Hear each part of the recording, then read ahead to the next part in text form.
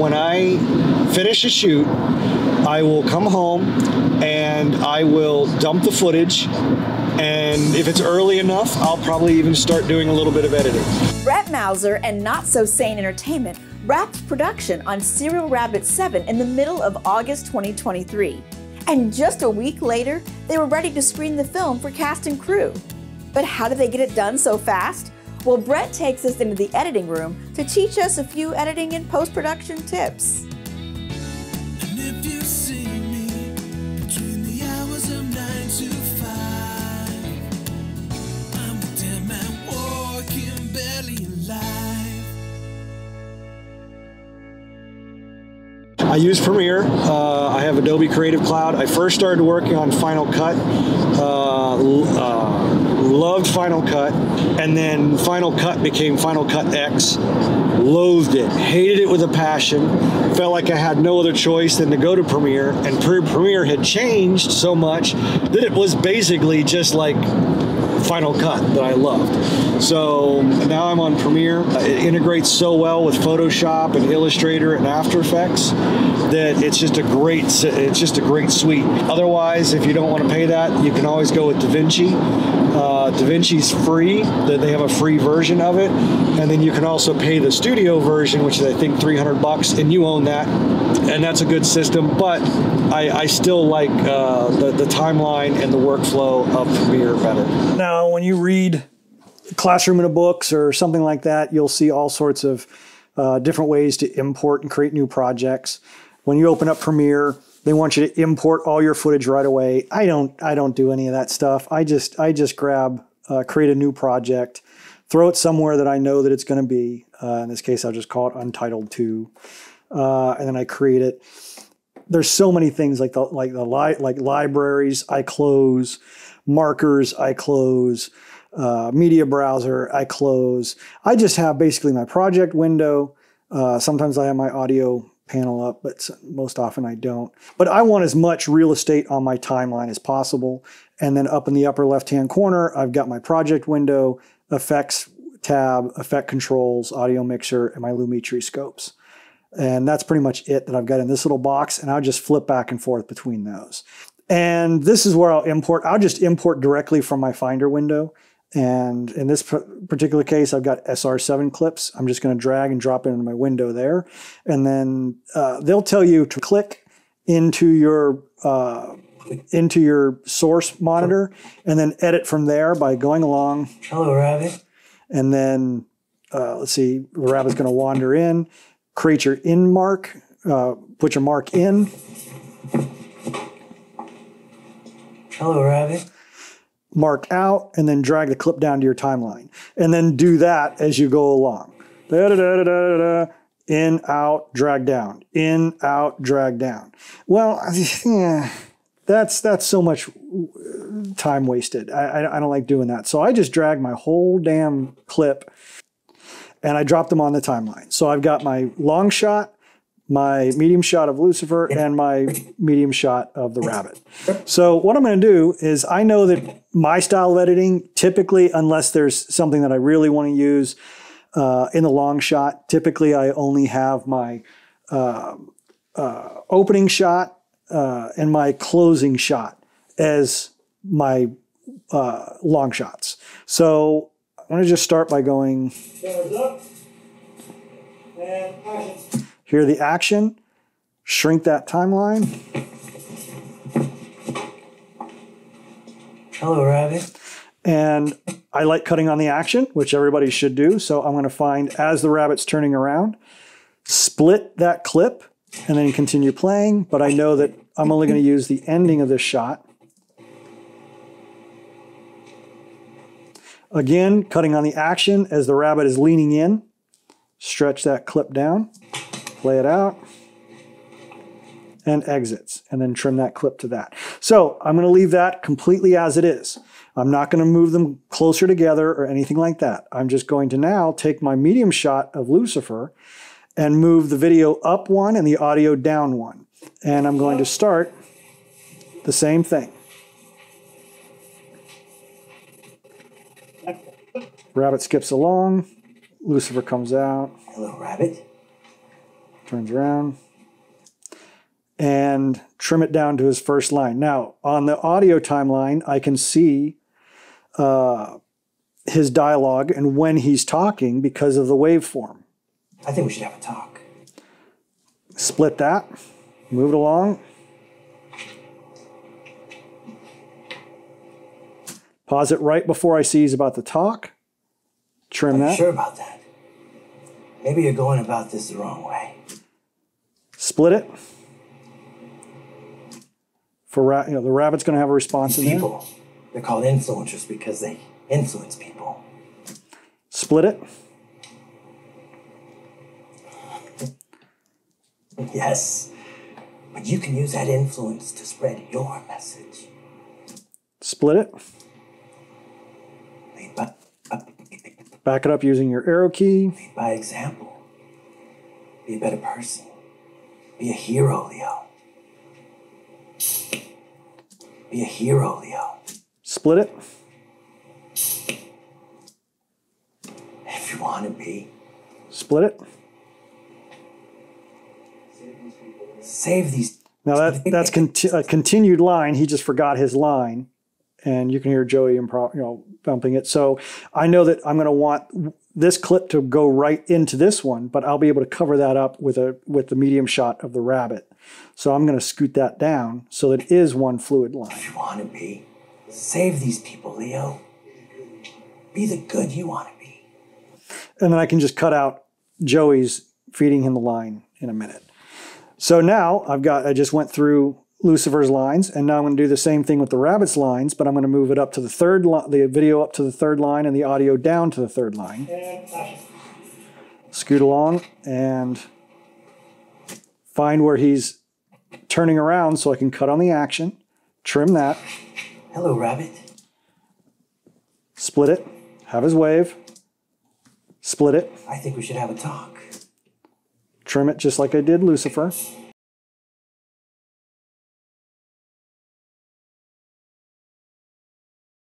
Trim it. Cut as he leans in. So we've just trimmed out everything that we want to use. Now I'm going to grab the Lucifer shots, slide them down the timeline. Same thing with the rabbit shots, slide them down to the timeline. And now I can just zoom in and go shot by shot. Hello, Rabbit. Move it down. Hello, Rabbit. Lucifer's line. Rabbit. I think we should have a talk. Rabbit line. Oh. I'm going to extend Hello, it. Rabbit. Wave. Lucifer line. I think we should have a talk. Rabbit line.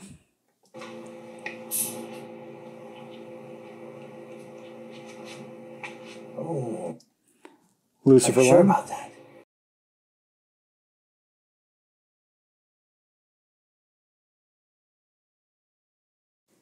Both of Lucifer's lines. If you want to be. Oh, and I saw his line. There we go. Saw his arms moving down, so I want to match cut that as his arms are moving down. Then I can bring that over. But I'm probably not going to want to do that because that's the matched line, the line I've got to cover up. But If you want to be. it still gives you that motion cut. Save these people. I cut on the Leo. action. Be the good you want to be. Rabbit line. He reaches in. We've already cut on the action, so it cuts. And then I'm going to highlight everything, unlink it, and I start making my Hello, Rabbit. L cuts. Hello, Rabbit. Just going to delete that, drag that audio down. Rabbit. I think we should have a talk. I'm going to extend the... I think we should have a talk.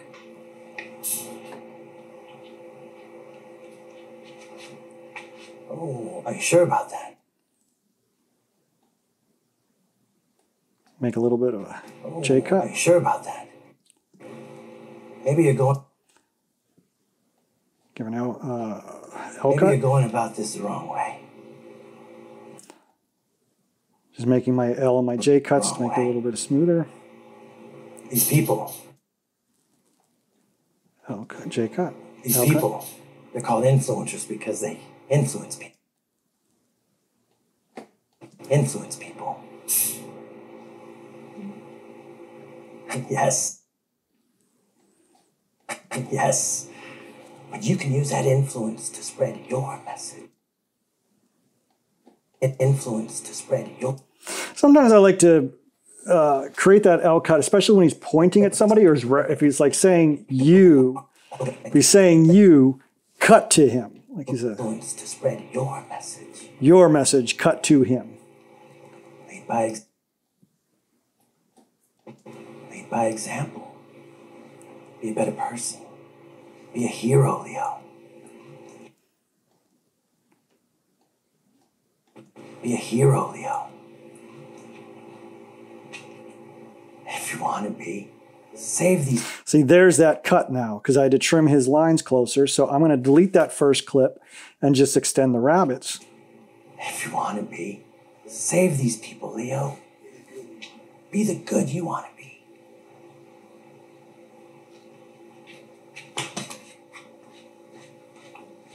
And cut on the action. And in just, what, 15 minutes, I edited that whole scene. Hello, Rabbit. I think we should have a talk.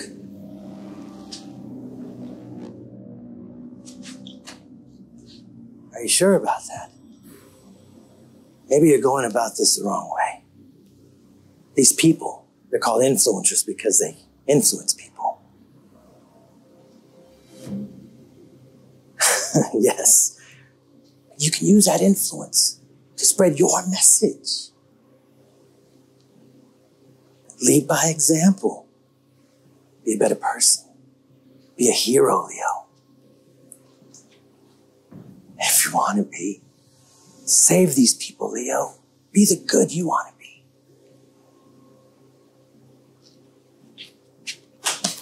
I don't always edit the way I want. There's actually a couple scenes in this movie that the continuity has forced my hand in certain editing. If somebody's hand is up here and then I want to cut at that point and I cut to another shot but their hand is down here, it doesn't work. That's happened. There's actually one time that I'm thinking of. There's when the midget is about to bite the cow. He has his hands up here, and then we cut, and when he lunges for the cow, one hand is up, but the other hand is down. So there's a continuity error in that, but I just couldn't cut around it. And then there's other just bits where they're having a conversation where they're faced differently or they're turned differently. One arm is raised, the other arm is raised. On a big movie set, you have somebody, a continuity director, who's going to be watching out for that. And it's just solely doing that. When, like I said before, I'm so involved in just getting the angle that I don't even notice the dialogue is wrong sometimes. So add that into the continuity, and it's just too much for one person to do. I start editing, really cutting it down, make my rough cut on each of the scenes we've shot, and just get a rough cut. Once that's done, then I move into the visual effects, sometimes the music, because that'll help kind of get the pacing. And then I'll put the sound effects in. Love doing the sound effects. It's fun. Really makes the pieces come together, because there are so many times, especially in fight scenes or action scenes, I'll be editing and I'm going, man, what have I got to work with? This is horrible. Oh, this just doesn't work.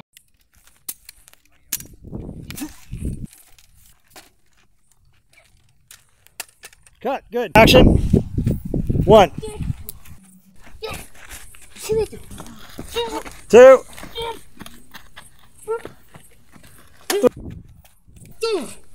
3. And then as soon as you drop the music and the sound effects in, it becomes a work of art.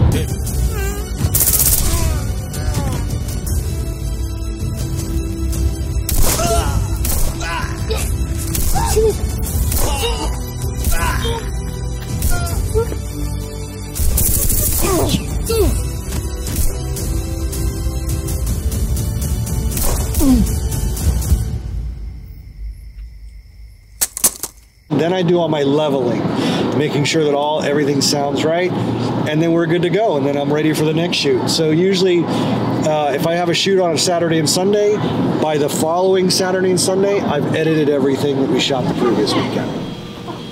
What is your Twitter handle? Yeah, that. Okay, so when I've rendered out Sierra Rabbit 7, I've rendered it from this file here, but it's got these nested sequences, and it's just the sequence itself that I've got broke up into chapters. So I've got the Harvey opening, which is just all the way up to, I think, the opening credits, and then we have the Old West, and then we have Meeting the Gang. So let's see, here it goes. You can skim down, you can see up in the upper window there. And then the Old West is all the Old West stuff. Meeting the Gang, Joey's flashback. And then Meeting the Gang, where we're just introducing all the characters, finding them. And then the actual social media stuff, the social media party, all that stuff to a certain point. Then I've labeled it another investigation chapter. And then the Nemesis. And usually I'll have all my audio and sound effects and everything inside these, and my music is on this level. For some reason, I didn't do that in this particular case with Sierra Rabbit 7. I put the music in the actual subclip here. So here's the social media party. Now you can start seeing all the different clips that we have. We have I always have like layers 1 and 2 are my audio. Sometimes if it's a more detailed movie, I'll have audio layers 1 through 4 are my dialogue and camera audio. Then in this case, 3 and 4 are my music tracks. Is that right? Yes, 3 and 4 are my music tracks. And then everything below audio track 5 is sound effects. So if I skim down here, you'll probably see more sound effects down here. Here's obviously something drastic happening because I've got a whole bunch of audio sound effects, which is the vomit scene.